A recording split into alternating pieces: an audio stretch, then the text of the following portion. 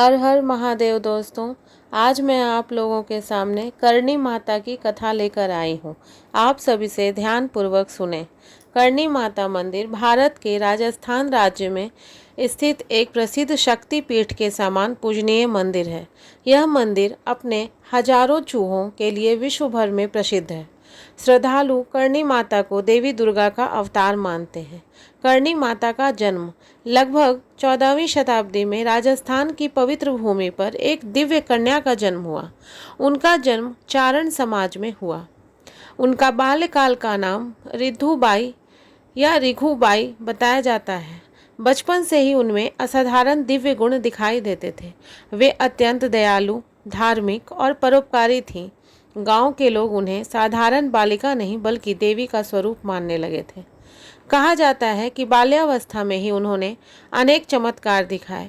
वे दुखी लोगों की सहायता करती, बीमारों को सांत्वना देती और धर्म का मार्ग बताती थी।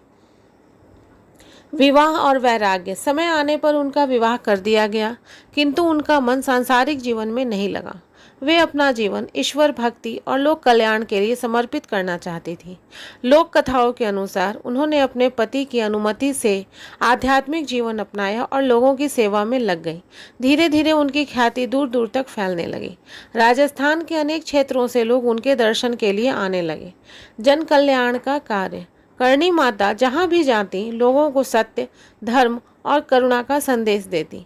वे भूखों को भोजन कराती, प्यासों को पानी पिलाती और संकटग्रस्त लोगों की सहायता भी करती थी।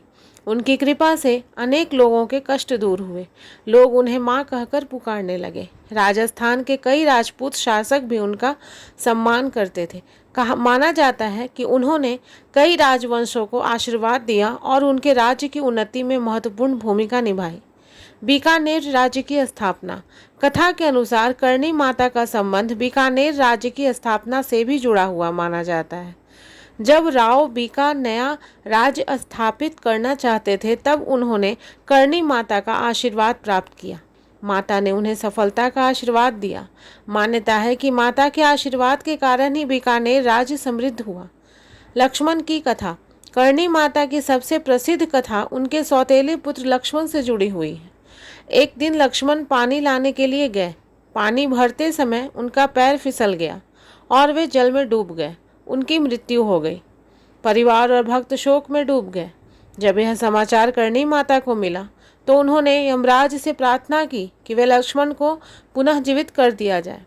यमराज से संवाद कथा के अनुसार करणी माता ने यमराज से कहा कि लक्ष्मण को वापस जीवन प्रदान किया जाए। यमराज ने उत्तर दिया कि लक्ष्मण का पुनर्जन्म हो चुका है और अब उन्हें वापस लाना संभव नहीं है।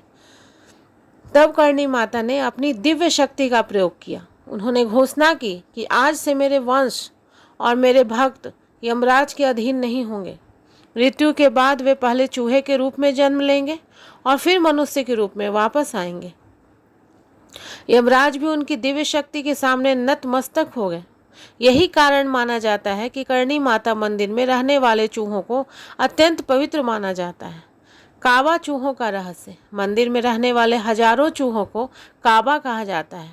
श्रद्धालुओं का विश्वास है कि ये चूहे करणी माता के वंशजों और भक्तों की आत्माओं का स्वरूप है। इन चूहों को मंदिर में विशेष संरक्षण दिया जाता है। उनके लिए भोजन और पानी की व्यवस्था की जाती है। यदि कोई चूहा गलती से किसी श्रद्धालु के पैर के नीचे आ जाए और उसकी मृत्यु हो जाए तो परंपरा के अनुसार उसकी जगह चांदी का चूहा अर्पित किया जाता है। सफ़ेद चूहे का महत्व मंदिर में हजारों काले चूहे और भूरे चूहों के बीच कुछ सफ़ेद चूहे भी दिखाई देते हैं। मान्यता है कि सफ़ेद चूहा करणी माता और उनके परिवार का प्रतीक है। कई श्रद्धालु सफ़ेद चूहे के दर्शन को अत्यंत शुभ मानते हैं।